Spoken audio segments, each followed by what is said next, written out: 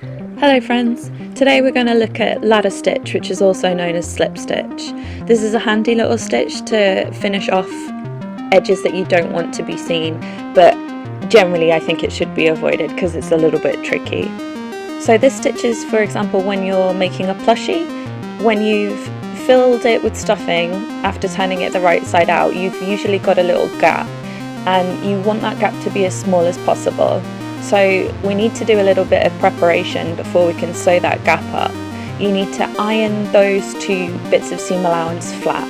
If we chop the edge of this fabric off, then the inside would look like two turned under pieces of fabric. I know I talk all the time about ironing your seams, but this time it really is important. Your seam will not look crisp if you don't iron it. So then we stitch between the two pieces of fabric, just catching a few threads on either side. This is why I said that blind hem stitch was a good practice for this stitch today. Again, like the blind stitch, this is a little bit hard to show. So this little bag that I've been making all the way through, I'm just trimming off the extra seam allowance with my pinking shears. And then I'm turning it the right side out and then folding in those little bits of seams and ironing it flat. So if you were making a plushie, you would iron it first and then fill it. So I've tied a knot and I was just working that knot into like a corner of the fabric so that it wouldn't be seen. And then here I've enlarged it as much as possible, so hopefully you can see it properly. I'm showing you this at regular speed again. So I'm just catching a couple of threads on each side and then very slowly pulling the thread through and then working up that gap.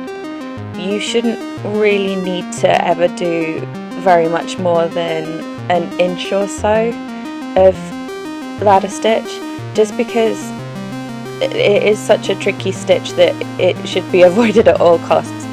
Often you can get away with a whip stitch or a felling stitch, but if you really have to use a ladder stitch, then especially on doll scale, an inch is probably enough. This is because often we're using that ladder stitch to turn something stuffed, and really to get that stuffing through, you just need to be able to get the rest of the fabric through and your fingers through, and that's about it. Some of the viral videos will show the stitch kind of open, like as in like a ladder, and then pull it shut because it looks good, but you don't need to sew it like that. It's much easier to sew it how I'm doing it, with it close together. So when you're stitching, you're just grabbing that seam allowance, you're not sewing through the fabric. You can see here I've made a mistake and I've sewn through the right side of the fabric. If I was doing this for real, then I would unpick all those stitches and do that again. So just the seam allowance, not the actual fabric. In a future video, I thought it would be interesting to show you some of the clothing I've made for my dolls in the past, and then that way I can show you what stitches I've used where, so that when you're making your doll clothes you can have an idea of what goes where. And I think on my Dorothy dress there's some trim that I added entirely with ladder stitch, so I did a good like 10 inches of ladder stitch, which is just insane. I think I chose the wrong stitch there, and I don't really know why I did. I thought it was the best idea for the job. I'm not sure what I'd use now. So here I'm just tying off, and then I'm hiding that thread by pulling it tight and then trimming it and then pulling it back through so it gets lost in the seam. And here you can see that seam is completely invisible in the same way that any other seam is.